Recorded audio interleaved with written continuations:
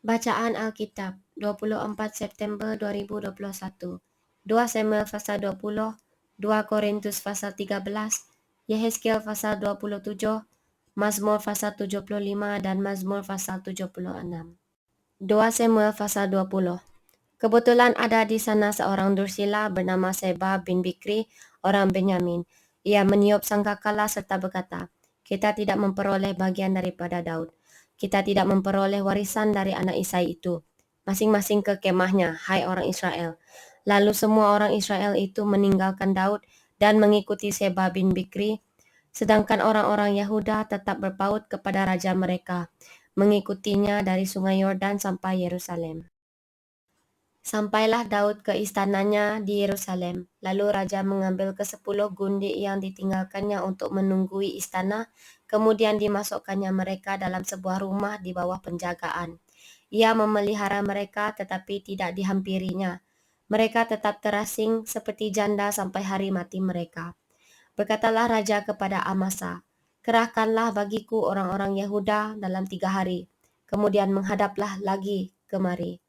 Lalu pergilah Amasa mengerahkan orang Yehuda, tetapi ia menunda-nunda tugas itu sampai melewati waktu yang ditetapkan raja baginya.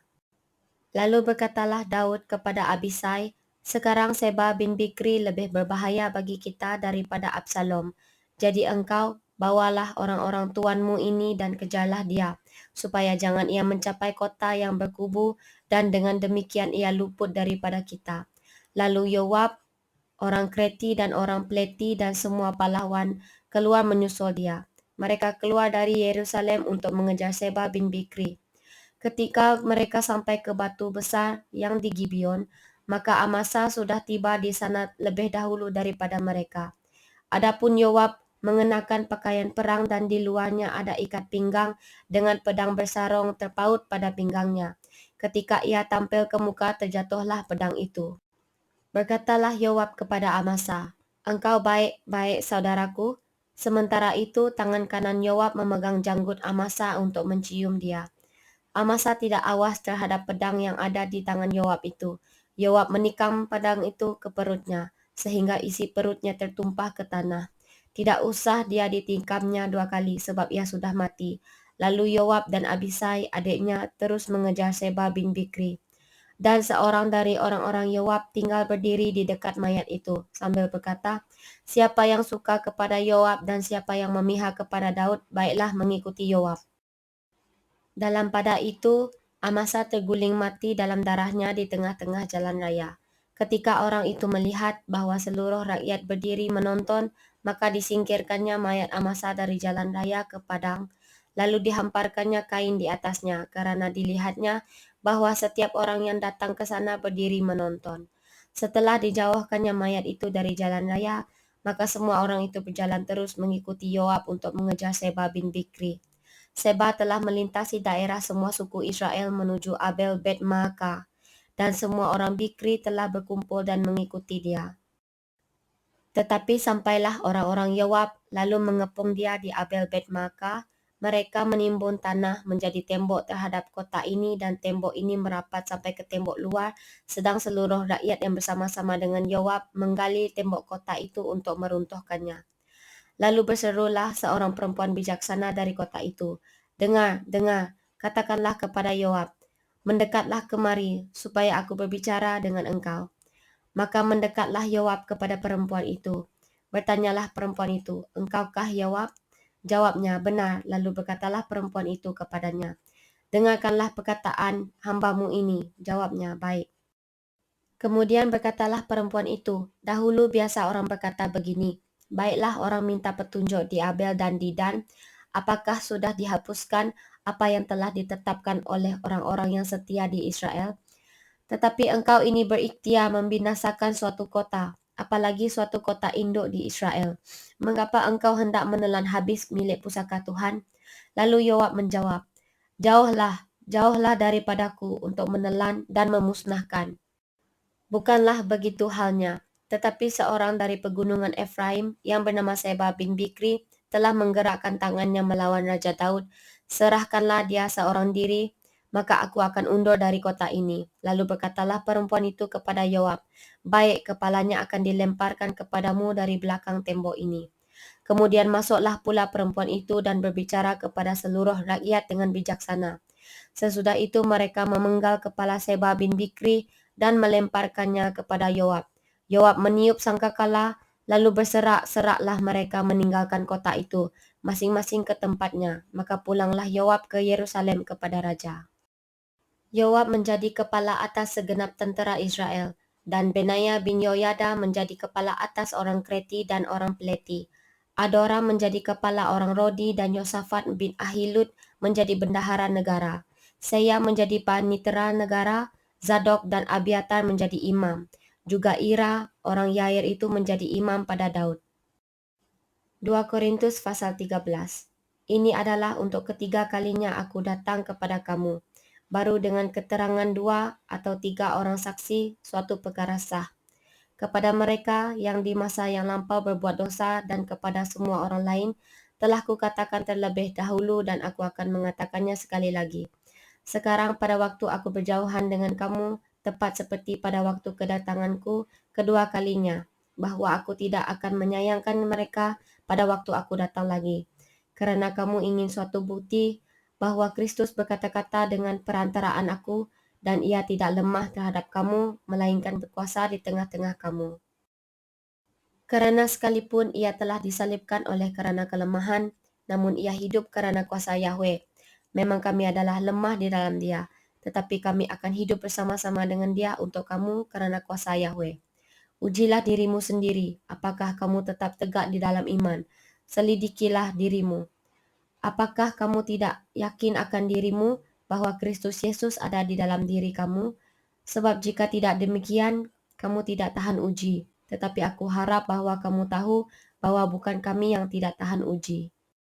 Kami berdoa kepada Yahweh agar kamu jangan berbuat jahat, bukan supaya kami ternyata tahan uji, melainkan supaya kamu ini boleh berbuat apa yang baik, sekalipun kami sendiri tampaknya tidak tahan uji. Karena kami tidak dapat berbuat apa-apa melawan kebenaran, yang dapat kami perbuat ialah untuk kebenaran. Sebab kami bersuka cita apabila kami lemah dan kamu kuat, dan inilah yang kami doakan, yaitu supaya kamu menjadi sempurna. Itulah sebabnya sekali ini aku menulis kepada kamu ketika aku berjauhan dengan kamu, supaya bila aku berada di tengah-tengah kamu, aku tidak terpaksa bertindak keras menurut kuasa yang dianugerahkan Tuhan kepadaku untuk membangun dan bukan untuk meruntuhkan. Akhirnya, saudara-saudaraku, bersukacitalah, usahakanlah dirimu supaya sempurna. Terimalah segala nasihatku, sehati sepikirlah kamu, dan hiduplah dalam damai sejahtera. Maka Yahweh, sumber kasih dan damai sejahtera akan menyertai kamu. Berilah salam seorang kepada yang lain dengan cium yang kudus. Salam dari semua orang kudus kepada kamu. Kasih karunia Tuhan Yesus Kristus dan kasih Yahweh dan persekutuan Roh Kudus menyertai kamu sekalian. Yehezkiel pasal 27. Datanglah firman Tuhan kepadaku, hai engkau anak manusia, ucapkanlah suatu ratapan mengenai Tirus, dan katakanlah kepada Tirus yang terletak di pintu masuk lautan, dan yang berdagang dengan bangsa-bangsa di banyak daerah pesisir. Beginilah firman Tuhan Yahweh, hai Tirus, engkau berkata, aku kapal yang maha indah. Wilayahmu di tengah lautan, ahli bangunmu membuat keindahanmu sempurna. Seluruh badanmu mereka buat dari kayu sanobar senir. Mereka mengambil aras Lebanon membuat bagimu tiang layar. Pohon tarbantin dari Basan dipakai untuk dayungmu, geladakmu mereka buat dari tulang gading ditatahkan di cemara dari pantai Kitim. Layarmu diperbuat dari lenan halus yang berwarna-warni dari tanah Mesir. Itulah tandamu. Dan tendamu diperbuat dari kain unggu tua dan kain unggu muda dari pantai Elisa. Orang Sidon dan Arwad menjadi pendayungmu. Tukang-tukangmu, hai Tirus, berada padamu. Mereka menjadi pelaut-pelautmu. Tua-tua Gebal dengan ahli-ahlinya berada padamu, hendak memperbaiki kerusakan-kerusakanmu. Segala kapal laut beserta anak kapalnya berlabuh padamu, hendak menukarkan barang dagangnya. Orang Persia, Lut dan Put yang menjadi prajuritmu ada dalam ketenteraanmu. Perisai dan ketopong digantungkan padamu. Mereka menambah semarakmu. Orang Arwad dan tentaranya memanjat di atas tembok-tembokmu sekeliling dan orang Gamat di atas menara-menaramu. Mereka menggantungkan perisai-perisainya pada tembok-tembokmu sekeliling. Mereka membuat keindahanmu sempurna. Tarsis berdagang dengan engkau dalam segala macam harta yang banyak. Mereka menukarkan perak, besi, timah putih, dan timah hitam ganti barang-barangmu. Yawan, Tubal, dan Mesek berdagang dengan engkau. Mereka menukarkan budak-budak, barang-barang tembaga ganti barang-barang daganganmu. Dari Bet Togarma, mereka menukarkan kuda kereta, kuda tunggang, dan bagal ganti barang-barangmu. Orang Rodos berdagang dengan engkau, banyak daerah pesisir menjadi daerah pasaranmu. Mereka membawa kepadamu tulang gading dan kayu arang sebagai upeti. Edom berdagang dengan engkau karena banyaknya hasil-hasilmu. Mereka menukarkan permata batu darah, kain ungu muda, pakaian berwarna-warna, kain lenan halus, karang dan batu delima ganti barang-barangmu. Yuda dan tanah Israel berdagang dengan engkau. Mereka menukarkan gandum dari Minit, mur, madu, minyak dan balsam ganti barang-barang daganganmu. Damsyik berdagang dengan engkau karena banyaknya hasil-hasilmu, karena segala macam barangmu yang banyak. Anggur dari Helbon, bulu domba dari Sakar, dan anggur ditukarkan mereka ganti barang-barangmu. Besi yang sudah dikerjakan dari Uzal, kayu teja dan tebu ada di antara barang-barang daganganmu. Dedan berdagang dengan engkau dalam kulit pelana untuk menunggang kuda. Arab dan semua pemuka Kedar berdagang dengan engkau dalam anak domba, domba jantan dan kambing jantan. Dalam hal-hal itulah mereka berdagang dengan engkau. Pedagang Sheba dan Raima berdagang dengan engkau.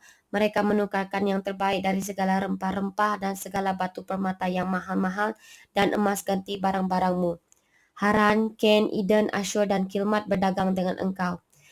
Mereka berdagang di pasar-pasarmu dalam jubah-jubah yang maha indah, kain ungu tua, pakaian yang berwarna-warni, permadani yang beraneka warna, dan tali berpilin yang teguh.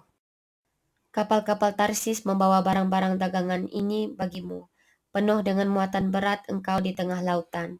Ke lautan luas pendayungmu membawa engkau, tetapi badai timur melandamu di tengah lautan. Hartamu, barangmu, daganganmu, anak kapalmu dan pelaut-pelautmu, tukang-tukangmu dan pedagang-pedagangmu, dengan semua prajurit-prajuritmu yang ada padamu, ya bersama seluruh penumpang-penumpangmu terbenam dalam lautan pada hari tenggelammu.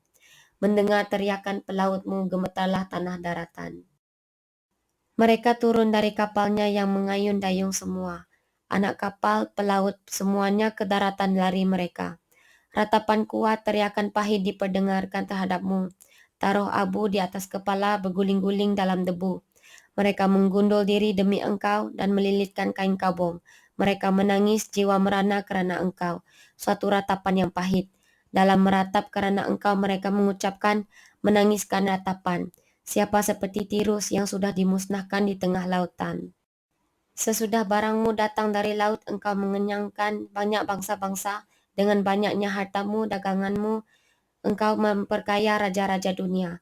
Sekarang engkau dirusak dan dilenyapkan dari permukaan laut dan tenggelam di dasar lautan.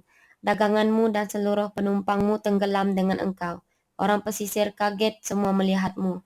Raja-rajanya menggigil, mukanya berkerut. Pedagang bangsa-bangsa bersuit-suit terhadapmu. Akhir hidupmu mendahsyatkan dan lenyap selamanya engkau. Mazmur pasal 75. Untuk pemimpin biduan menurut lagu, jangan memusnahkan. Mazmur Asaf, nyanyian. Kami bersyukur kepadamu, ya Yahweh, kami bersyukur dan orang-orang yang menyerukan namamu menceritakan perbuatan-perbuatanmu yang ajaib. Apabila aku menetapkan waktunya, aku sendiri akan menghakimi dengan kebenaran. Bumi hancur dan semua penduduknya, tetapi akulah yang mengokohkan tiang-tiangnya. Aku berkata kepada pembual-pembual, jangan membual, dan kepada orang-orang fasik, jangan meninggikan tanduk. Jangan mengangkat tandukmu tinggi-tinggi, jangan berbicara dengan bertegang leher. Sebab bukan dari timur atau dari barat dan bukan dari padang gurun datangnya peninggian itu. Tetapi Yahweh adalah hakim, direndahkannya yang satu dan ditinggikannya yang lain. Sebab sebuah piala ada di tangan Tuhan, berisi anggur berbuih, penuh campuran bumbu. Ia menuang dari situ, sungguh ampasnya akan dihirup dan diminum oleh semua orang fasik di bumi. Tetapi aku hendak bersorak-sorak untuk selama-lamanya, aku hendak bermazmur bagi Yahweh Yakub. Segala tanduk orang-orang fasik akan dihancurkannya, tetapi tanduk-tanduk orang benar akan ditinggikan. Mazmur pasal 76. untuk pemimpin biduan dengan permainan kecapi Mazmur Asaf nyanyian. Yahweh terkenal di Yehuda, namanya masyhur di Israel. Di Salem sudah ada pondoknya dan kediamannya di Sion. Di sanalah dipatahkannya panah yang berkilat, perisai dan pedang dan alat perang. Cemerlang engkau lebih mulia daripada pegunungan yang ada sejak purba. Orang-orang yang berani telah dijarah, mereka terlelap dalam tidurnya, dan semua orang yang gagah perkasa kehilangan kekuatannya. Oleh sebab hardikmu, ya Yahweh Yakub, tertidur lelap baik pengendara maupun kuda. Dahsyat engkau, siapakah yang tahan berdiri di hadapanmu pada saat engkau murka? Dari langit engkau memperdengarkan keputusanmu, bumi takut dan tertegun. Pada waktu Yahweh bangkit untuk memberi penghukuman, untuk menyelamatkan semua yang tertindas di bumi. Sesungguhnya panas hati manusia akan menjadi syukur bagimu, dan sisa panas hati itu akan kau perikat pinggangkan.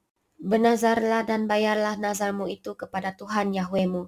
Biarlah semua orang yang di sekelilingnya menyampaikan persembahan kepada Dia yang ditakuti.